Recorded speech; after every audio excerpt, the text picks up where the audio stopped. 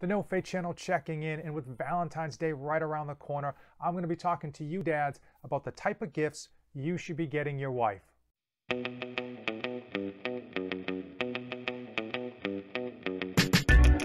If you've been subscribed to this channel for any length of time, then you know I am dedicated to helping you dads. If you haven't been subscribed, well, hey, the time is now, right? Give the video a like, hit that subscribe button.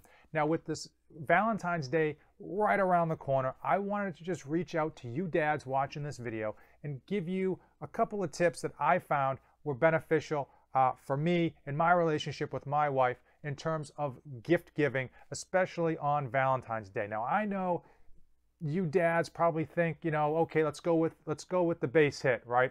Flowers, candy, maybe jewelry if you're crazy. And frankly, those are all horrible ideas, okay? Flowers are going to be super expensive. I have a whole video on how the cost of flowers gets jacked up for Valentine's Day.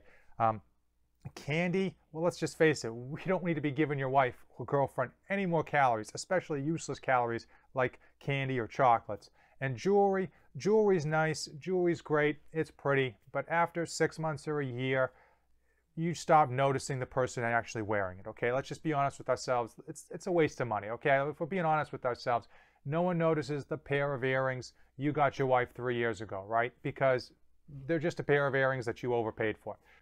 You want to be looking at gifts that are going to motivate, inspire, and push your wife out of her comfort zone and towards the things that she is interested in, her obsessions, her goals, her hobbies. Normally, I would just tell you what I'm getting my wife for Valentine's Day in order to give you a great example. But every once in a while, she surprises me and actually watches one of my YouTube videos, so I don't want to let the cat out of the bag. For her birthday, which was just in October, I got her something that definitely pushed her outside of her comfort zone and definitely something that she is excited about.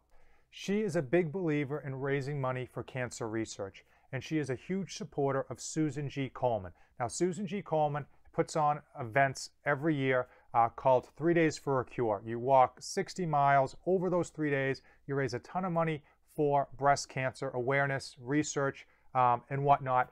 And it's a great event, and it's very arduous. It's very difficult, but it raises a ton of money, and it is super inspiring. Now, she's done it a few years, and she's even volunteered a few years. However, we live near Boston, and they actually did away with the Boston event, which was quite sad because I've been to those events, and they are really inspiring. They are really something else in terms of really motivating you and everyone to just really stomp out cancer as a whole. Well, I got wind that they are coming back to Boston this year, 2019. Now, normally my wife would just snap her fingers and jump right into the mix, but she just had our second child. She's still rebounding from that, and of course now we have 2 children to manage and deal with. So when I found out about this, I said to myself, I need to just sign her up for it, because if I sign her up for it, she's going to do it. We're going to figure out a way to get her trained, ready, prepared, and get her to that 3-day event while I jump on the grenade of watching the kids. But I knew if we didn't sign her up, by the time she hemmed and hawed, she probably would have talked herself out of it. So for her birthday, I simply registered her, paid the registration fee, and now Bob's your uncle. She's in the Boston 3-day, whether she likes it or not. 60 miles, here she comes. Notice I didn't volunteer to walk the 60 miles with her, but she's in. She's definitely going to do it. And even though I don't know how I'm going to manage the 2 kids, it's going to get done. And she is going to meet her goal of walking those 60 miles. And that's something that I know she's going to be excited about. She even told me she was very excited about that gift. And that gift is going to drive her for the rest of the year because the walk isn't until September. So she has 8 months to train, raise money, get motivated, find a team, so on and so forth.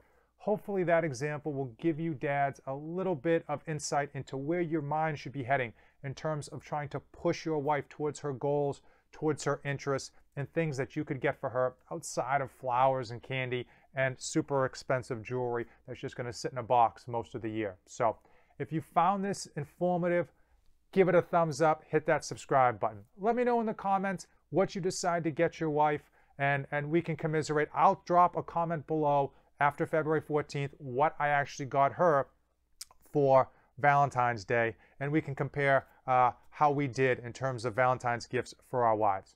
As usual, thanks for watching, and don't save anything for the trip back. I am dedicated to helping you dads be great parents to your children and still accomplish your own personal goals. I post tips and tricks to save you dads time, energy, and money. 3 things that are in short supply for every dad out there.